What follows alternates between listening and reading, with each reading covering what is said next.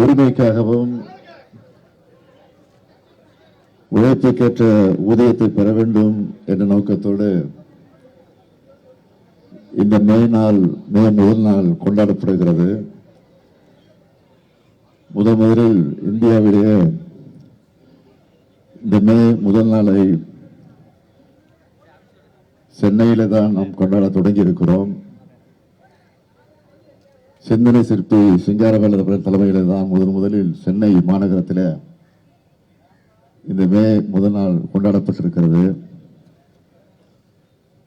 உழைப்புக்கேற்ற ஊதியம் தொழிலாளருடைய உரிமை.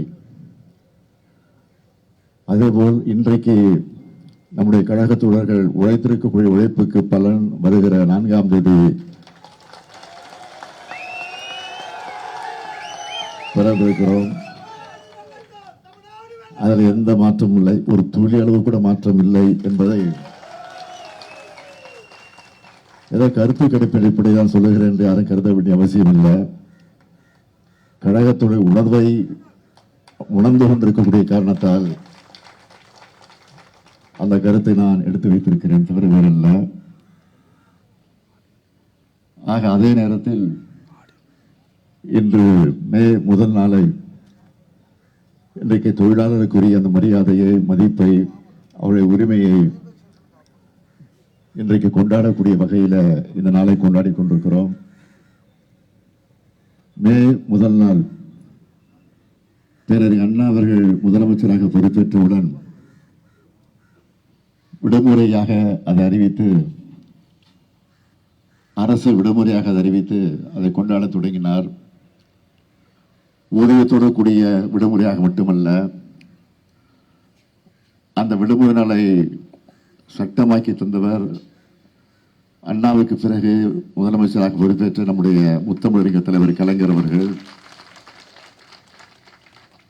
அது மட்டுமல்ல, தமிழ்நாட்டில் மட்டும்தான் இந்த மே முதல் நாள் கொண்டாடப்பட்டுக் கொண்டிருந்தது, அரசு விடுமுறையாக அறிவிக்கப்பட்டிருந்தது. இந்தியா முழுமைக்கும்